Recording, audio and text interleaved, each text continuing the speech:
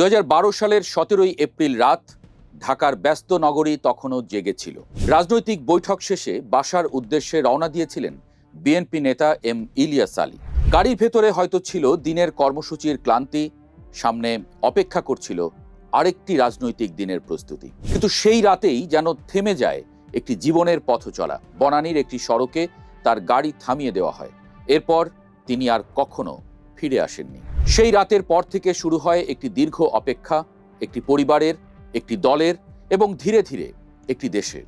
ইলিয়াস আলী তখন শুধু একটি রাজনৈতিক দলের নেতা ছিলেন না, তিনি একটি ইস্যুর প্রতীক হয়ে উঠেছিলেন।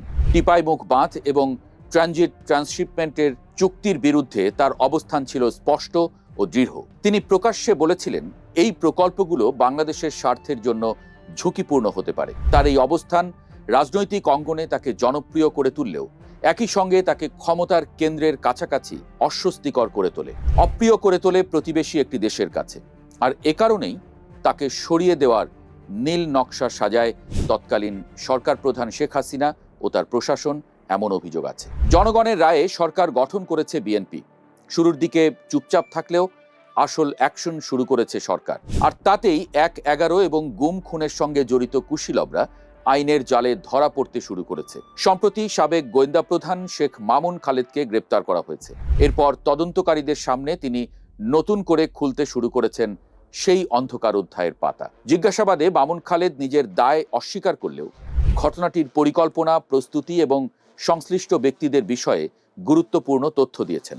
তার দেওয়া তথ্যেই ১ যুগ আগে ঘটে যাওয়া অমীমাংসিত বিষয় নিয়ে আবারও আলোচনা শুরু হয়েছে। তদন্ত সংশ্লিষ্টরা বলছেন, ইলিয়াস আলীকে গুম করার সিদ্ধান্ত হঠাৎ নেওয়া হয়নি, বরং এটি ছিল একটি পরিকল্পিত অপারেশন, যার পেছনে ছিল রাজনৈতিক ও কৌশলগত বিবেচনা।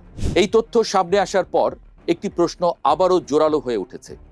গুম কি শুধুই একজন নেতাকে সরিয়ে দেওয়ার ঘটনা, নাকি এটি ছিল ক্ষমতার ভেতরের ভয় ও নিয়ন্ত্রণের নগ্ন প্রকাশ?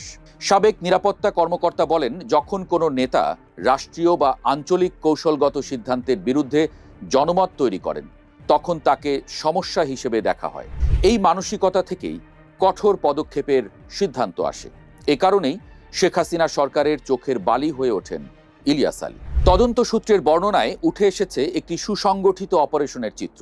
১২ এপ্রিল রাত ১১টার দিকে বৈঠক শেষে বাসার উদ্দেশ্যে রওনা দেন ইলিয়াস আলী। তখন থেকেই তার গাড়িকে অনুসরণ করছিল একটি টিম। মহাখালী পার হবার পর নজরদারি আরো ঘন হয়। বনানীর একটি সড়কে পৌঁছানোর পর তার গাড়িকে ধাক্কা দিয়ে থামানো হয়। কয়েক মিনিটের মধ্যেই সবকিছু শেষ হয়ে যায়। তারপর শুরু হয় একটি নিখোঁজ হওয়ার গল্প, যার শেষ আজও অজানা। ইলিয়াস আলীকে গুমের অপারেশনে জড়িত ছিলেন মেজর জিয়াউল আহসান। সে সময় তিনি র‍্যাব ১-এ কর্মরত। গণ অভ্যুত্থানে শেখ হাসিনা সরকারের পতন হবার পরপরই ট্রাইব্যুনালের রায়ে দণ্ডিত হয়েছেন তিনি। এখন তিনি জেলবন্দী। নতুন তথ্যে তার বিরুদ্ধে অভিযোগের ডালা আরো বড় হলো। গুমের কয়েকদিন পর শুরু হয় নতুন নাটক। ইলিয়াস আলীর স্ত্রী সন্তানদের সঙ্গে সাক্ষাৎ করেন তৎকালীন প্রধানমন্ত্রী শেখ হাসিনা। সেই সাক্ষাতে শেখ হাসিনাকে তাহসিনা রুশদীর লুনার প্রশ্ন ছিল একটাই, আমার স্বামী কোথায়? এরপর থেকে কেটে গেছে ১ যুগ। এই সময়ের মধ্যে অনেক সভা সমাবেশ হয়েছে, কিন্তু ইলিয়াস আলী কোথায় আজও সেই প্রশ্নের উত্তর মেলেনি। গুমের সবচেয়ে নির্মম দিক হলো অনিশ্চয়তা।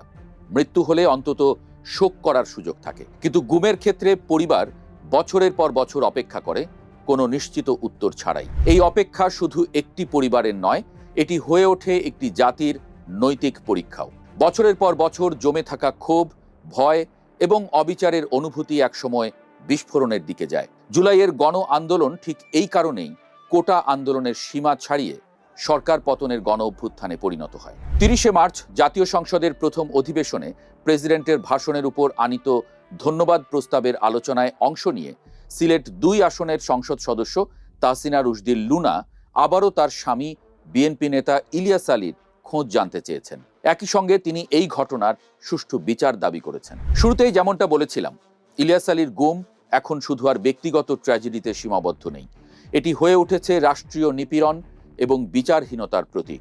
শেখ মামুন খালেদের গ্রেপ্তার এবং নতুন তথ্য সামনে আসার পর আবারও সেই পুরনো প্রশ্নটি ফিরে এসেছে, সত্য কি এবার প্রকাশ পাবে, নাকি আবারও ইতিহাসের অন্ধকারে চাপা পড়ে যাবে?